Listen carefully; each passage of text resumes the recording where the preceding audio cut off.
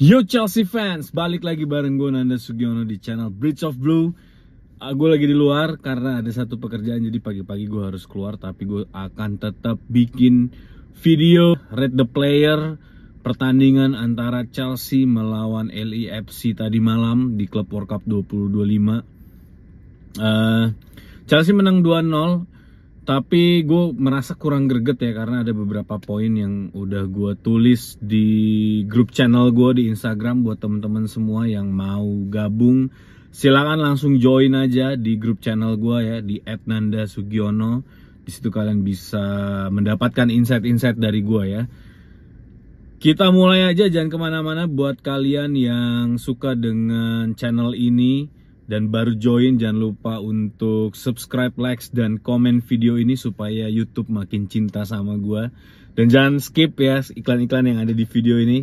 Itu adalah bentuk support kalian buat gue. Kita mulai aja, come on Blues!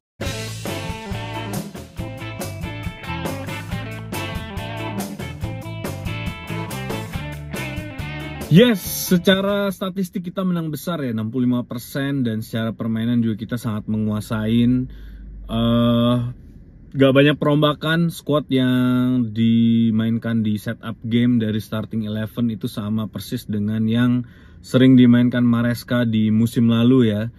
Ada Robert Sanchez, ada Reece James, Tosin, Colwill, Cucurella, Lavia, Caicedo, Cole Palmer, Pedro Neto, Madueke, dan Jackson ya. Jadi di match preview gue sempet berharap Liam Delap yang akan dijadikan starting di pertandingan kali ini, tapi ternyata Enzo Maresca tetap memilih Nicholas Jackson ya, orang kepercayaannya, untuk ditempatkan di posisi nomor 9. Nah, pertandingan berlangsung menurut gue cukup berat sebelah ya. Chelsea menguasai pertandingan sejak awal, dan seperti biasa possession centrisnya Maresca berjalan dengan sempurna. Tapi yang gue seneng di pertandingan kali ini, lebih banyak direct ball.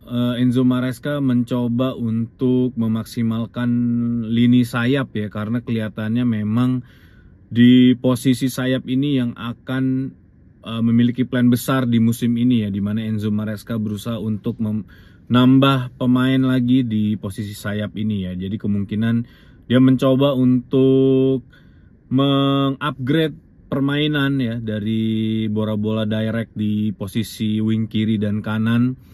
Jadi kelihatan banget bagaimana kinerja Neto dan Madueke ini begitu menonjol di pertandingan kali ini ya. Bola banyak mengalir dari posisi sayap, dari tengah lapangan masuk ke dalam Palmer, dan Palmer sering banget mendistribusikan bola ke kiri dan ke kanan ya. Jadi memang sentral serangan itu berjalan dari posisi sayap. Bahkan saat Jackson berhasil mendapatkan bola, Jackson seperti biasa hold the ball, dan dia mencoba untuk mendistribusikan bola ke lini-lini serang sayap Chelsea ya. Dan ini menurut gue satu tryout yang baik ya, bagaimana Maresca mencoba melakukan variasi, karena kita tahu juga di musim 25-26 kita akan bermain di Champions League ya, dimana itu akan banyak banget variasi formasi dari berbagai tim di seluruh Eropa ya. Jadi memang kita nggak bisa stick to one formation aja, kita harus punya beberapa variasi serangannya, dan itu works. Pedro Neto berhasil memberikan impact ya di menit 37 kalau nggak salah ya. Dia berhasil membawa bola dari counter attack ya. Dia membuat cutting inside, dan gol terjadi ya dari tendangannya dan skill Pedro Neto yang memang kita nggak akan pernah pungkiri bahwa itu memang dia punya kecepatan, dia punya skill, dia punya body balance yang bagus ya, dan itu menjadi modal penting buat dia di musim depan ya. Dan berikutnya pergantian pemain terjadi. Gol kedua datang dari Enzo Fernandez ya, yang baru masuk. Dan gol kedua ini menurut gue cukup bikin fire on ya, karena assist terjadi lewat pemain baru Liam Delap ya. Dia membawa bola ke kanan dan berhasil memberikan assist kepada Enzo Fernandez hingga gol kedua terjadi. Dan sepanjang babak pertama tidak banyak pergerakan pemain LAFC yang terjadi ya. Tapi di babak kedua itu lumayan diserang, jadi ada beberapa pergantian pemain yang juga otomatis mengikuti dengan pergantian pola permainan ya. Jadi memang Chelsea lebih menyerang di babak kedua, tapi in other way pertahanan kita jadi lebih terekspos ya, jadi bisa diserang oleh LAFC dan beberapa kali peluang berhasil dilancarkan oleh LAFC di babak kedua ya. Dan untungnya kita punya defender yang sudah cukup matang saat ini ya. Dan ini balik lagi, gue sudah memuji Liva Colwill ya dari akhir musim lalu bahwa dia sudah lebih dewasa, sudah lebih tenang lagi dalam bermain ya. Jadi dia bisa memiliki kemampuan buat reading the game yang jauh lebih baik menurut gue ya dibandingkan awal-awal musim lalu ya. Kita cukup kesulitan untuk membobol gawang LAFC ya, karena mereka bermain low block dan penjaga gawangnya Hugo Lloris juga sangat tampil brilian menurut gue ya. Kalau bukan Hugo Lloris mungkin sudah cukup banyak gol yang akan bersarang di gawangnya LAFC ya. Dan pertandingan 2-0, walaupun gue kurang greget ya melihat permainan Chelsea ya, terutama melawan tim low block. Dan ini bukan tim Premier League guys, sekali lagi. Jadi harusnya standar permainannya berbeda dan harusnya kita bisa bikin skor yang lebih banyak lagi menurut gue ya. Dan itu tidak terjadi. Itu yang membuat gue cukup greget sebenarnya di pertandingan kali ini. Nah, kalau pendapat kalian gimana? Coba tulis di kolom komen ya. Kira-kira harusnya berapa sih skornya di pertandingan kali ini ya. Kita mulai aja, ini rate the player versi gue ya. Dari 11 pemain gue akan menilai 11 pemain dan 2 pemain pengganti juga Enzo Maresca sebagai seorang manajer di pertandingan kali ini ya. Buat lini belakang itu ada Robert Sanchez. Menurut gue dia akan masuk ke box hijau karena gue mencoba untuk fair ya, walaupun sebenarnya tidak banyak serangan yang terjadi ya, dan dia juga nggak banyak memberikan save ya, tapi hampir seluruh peluangnya LAFC di babak kedua tuh berhasil diselamatkan oleh Robert Sanchez dan dia minim error, dan itu udah cukup menurut gue untuk memberikan box hijau ya, dan kita berhasil mendapatkan clean sheet. Buat di back 4 itu Reece James, ini juga gue kasih box hijau karena walaupun nggak full 90 menit tapi dengan digantinya Reece James ini kelihatan banget bagaimana lini bertahan kita tuh sangat terekspos ya ketika Malo Gusto masuk. Dan balik lagi, kayaknya Malo Gusto belum bisa memaksimalkan posisi invert wingernya ya. Jadi ada beberapa kali Malo Gusto melakukan kesalahan dan cukup mengancam ya untuk lini pertahanannya Chelsea ya. Di duo back itu ada Tosin dan Liva Colwill ya. Untungnya Tosin ini bermain cukup brilian menurut gue. Kematangan Tosin ini udah ditunjukin dari paruh musim lalu ya. Jadi memang Tosin ini berhasil tumbuh dan berkembang menjadi seorang defender yang menurut gue bagus banget ya. Terutama di pertandingan kali ini bagaimana dia bisa block, passing, dia bisa membaca permainan dengan sangat baik menurut gue ya. Dan Liva Colwill juga sama, dia juga sudah mateng ya. Menurut gue dia udah siap untuk memainkan top performnya di musim depan ya. Harapan gue Liva Colwill ini tidak cedera dan bisa mempertahankan dan konsisten bermain di level tertinggi seperti yang dia tunjukkan ya. Sejauh buat dua center back ini ya, Liva Colwill dan Tosin. Marco Correa di pertandingan ini gue melihat dia kurang greget ya, tidak seperti Marco Correa seperti biasa, walaupun tidak melakukan error ya, tidak banyak lost possession juga, tapi untuk recovery dan tekanan kayaknya masih kurang, mungkin karena masih lelah ya bermain dengan Spanyol di National League. Gue akan kasih box kuning buat Marco Correa karena standar permainannya tidak seperti ini, dan gue berharap ini nggak terus-terusan terjadi ya. Yang gue khawatirkan di partai-partai preseason ini ada beberapa pemain yang cukup kesulitan untuk menguplift performance mereka, jadi kebawa terus sampai ke musim depan, dan hopefully Marco Correa ini nggak melakukan hal itu ya. Nah, duo power horse kita di posisi tengah ya, ada Romeo Lavia dan Caicedo. Ini tentu akan gue kasih box hijau bagaimana Lavia itu bahu-membahu dengan James memblok lini pertahanan ya. Jadi setup play-nya LAFC itu selalu putus di lini tengah oleh Romeo Lavia atau Reece James, dan ini menurut gue keren banget. Dan bagaimana Caicedo itu menjadi satu motor pembangun serangan yang menurut gue posisinya di pertandingan kali ini juga cukup baik ya. Ini dia memainkan sedikit perbedaan role play ya. Dia menjadi lebih banyak mengalirkan bola sebagai di playing midfielder. Biasanya dia adalah box to box player yang memang bekerja untuk menghalau dan mengalirkan bola dalam jarak pendek ya. Tapi kali ini Caicedo banyak menampilkan passing-passing yang menurut gue juga lumayan riskan, tapi untungnya dia tidak banyak melawan kesalahan. Tapi kelihatannya dia harus improve lagi ya dari sisi passing, dari sisi pergerakan off the ball, karena banyak juga di beberapa kesempatan dia out of possession. Tapi work rate-nya luar biasa menurut gue, bermain hampir 90 menit ya. Dan gue akan kasih box hijau buat Romeo Lavia dan Moises Caicedo di pertandingan kali ini ya. Nah, Cole Palmer ini yang gue khawatirkan semenjak penampilan dia di Inggris belum juga bisa menampilkan kemampuan terbaiknya ya, seperti di final Conference League kemarin. Dan gue berharap ini juga nggak terus-terusan ya, sama seperti Cucurella. Jadi gue berharap nih hanya jet lag aja ya dalam tanda kutip.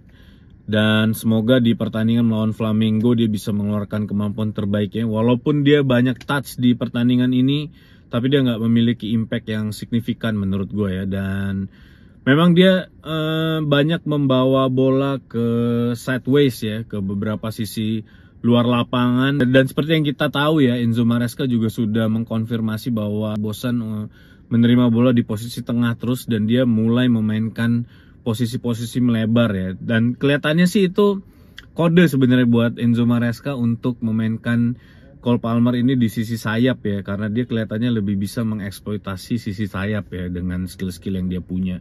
Dan menurut gue itu juga nggak ada masalah, karena nomor 10 ini bisa diisi oleh Enzo Fernandez, dan itu terbukti ya saat dia memainkan nomor 10 justru dia bisa menciptakan gol. Dan kayaknya sih di musim depan nih mesti ada rotasi yang bisa memainkan Cole Palmer ini jauh di sideways ya, di area flank, dan Enzo Fernandez ini di area nomor 10 ya. Cole Palmer di pertandingan kali ini gue akan kasih box kuning karena nggak seperti biasanya, dan gue tahu ini bukan top performance-nya Cole Palmer ya. Jadi gue berharap Cole Palmer bisa improve buat di pertandingan berikutnya ya.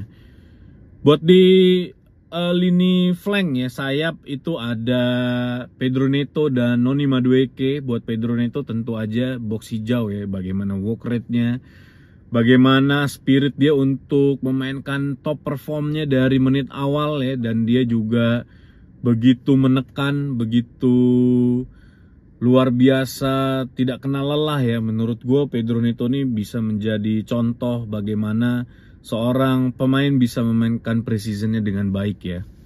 Dan buat Noni Madueke, gue punya harapan besar sebenarnya, seperti yang gue ceritakan di match preview sebelumnya ya. Musim ini harusnya Noni Madueke bisa lebih maksimal, tapi gue belum melihat itu ya. Gue belum melihat bagaimana dia bermain seperti dia bermain di Inggris ya.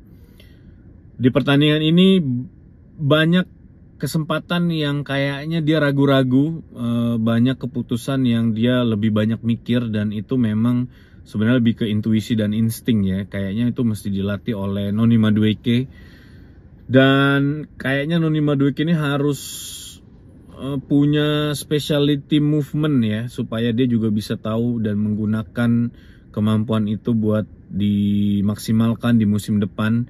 Karena kalau permainannya kayak gini terus, gue rasa Noni Madueke ini cepat atau lambat akan tersingkirkan dari starting line up ya, karena nggak impact, dan juga banyak beberapa menurut gue dan drag down tim ya. Jadi ada beberapa peluang yang harusnya bisa menjadi GA itu nggak dimanfaatin sama Noni Madueke ya. Gue berharap Noni Madueke bisa segera menemukan fit in play-nya ya. Apalagi akan datang beberapa winger baru, terutama Estevao, dan itu tentu akan menjadi persaingan yang sangat kompetitif menurut gue di lini wing ini ya. Nicholas Jackson di pertandingan kali ini walaupun dia seperti biasa tidak mencetak gol ya, tapi dia menciptakan assist untuk golnya Pedro Neto. Bagaimana dia berperan dalam skema fast break ini, dan itu memang udah fasih banget dilakukan oleh Nicholas Jackson. Tapi balik lagi yang kita butuhkan adalah goal machine ya, yang bisa menciptakan 20 plus gol. Walaupun permainannya tidak menghasilkan gol, tapi build up play yang dimainkan oleh Jackson ini menurut gue juga patut diapresiasi ya. Dan memang dia sudah cukup lama sebenarnya di tim ini, dan memang udah seharusnya dia bisa kenal betul dengan permainan para teammate-nya ya. Jadi sebenarnya itu nggak sesuatu yang wah-wah banget gitu, kecuali dia bisa bikin hat-trick di pertandingan ini. Nah tapi ya oke, gue akan bertindak fair dan gue akan kasih box hijau buat Nicholas Jackson. Dan yang akan gue appreciate lagi adalah Liam Delap ya, di pergantian pemain nih, substitution player. Bagaimana Liam Delap ini bisa membangun chemistry yang cepat ya dengan teammate-nya walaupun baru join. Dan ini adalah debut pertandingan dia di Club World Cup ya. Menurut gue permainan Liam Delap ini udah cukup nyetel ya dengan teammate-nya, walaupun bermain kurang dari 30 menit tapi dia berhasil menciptakan satu assist ya, dimana Nicholas Jackson yang sudah bermain 3 tahun itu membutuhkan 60 menit untuk menciptakan satu assist. Tapi dengan movement of the ball-nya Liam Delap, dia bisa menciptakan satu assist hanya dalam waktu 30 menit ya. Dan kalau kalian perhatiin, pergerakan Liam Delap ini lebih scatter ya, nggak hanya di channeling tengah aja. Dia bergerak ke kanan, dia juga bergerak ke kiri, tapi kebanyakan dia sideways ke kanan ya, menggantikan posisinya Palmer. Dan ini menurut gue striker yang kayaknya punya potensi. Saat ini dia bisa memaksimalkan fit in play-nya, apakah dia akan bermain di box atau dia akan bermain melebar. Tapi anyways, dia memiliki impact ya, instant impact di pertandingan kali ini. Dan itu gue sangat mengapresiasi perannya Liam Delap, dan gue sangat berharap dia bisa memutus rantai kutukan nomor 9 di Chelsea ya. Box hijau buat Liam Delap. Enzo Fernandez seperti biasa, the proper Chelsea ya, selalu menampilkan permainan terbaiknya. Dan gol di pertandingan kali ini bagaimana dengan tenang dia mengontrol bola yang sangat liar menurut gue ya, umpan dari Liam Delap. Dan dia melakukan satu finishing yang sangat brilian ya, mengecoh Hugo Lloris. Dan itu menurut gue satu bukti bahwa pengalaman itu sangat penting ya. Dia masuk langsung memberikan instant impact ya. Box hijau buat Enzo Fernandez. Nah, secara man management dan game setup menurut gue Maresca nggak mau ngambil resiko di pertandingan kali ini, karena ini pertandingan perdana dan pastinya dia ingin memaksimalkan kemenangan. Tapi di next match gue berharap ada rotasi pemain seperti Andre Santos ya, Acempong, Tarik George dimainkan sejak awal ya. Jadi kita akan melawan Flamengo. Tentu ini secara kualitas juga sangat berbeda ya permainannya. Dan gue berharap setup game untuk next match itu bisa lebih banyak memaksimalkan rotasi. Dan terutama gue pengen melihat Liam Delap ini dimainkan sejak menit awal, didampingi oleh Pedro Neto dan Cole Palmer. Karena gue berharap Liam Delap bisa segera mungkin mencetak gol ya di pertandingan kali ini. Overall gue akan kasih box hijau buat Enzo Maresca, karena asesmennya juga terstruktur dan formulatif menurut gue ya. Bagaimana dia memainkan lini sayap ini lebih dimaksimalkan di pertandingan ini, karena dalam rangka mengakses apakah membutuhkan sayap tambahan atau tidak di musim depan ya, di transfer window kita kali ini ya. Dan itu menurut gue satu keputusan yang didasarkan metode itu pasti baik lah. Jadi nggak hanya sekedar tiba-tiba pengen beli dan lain-lain ya.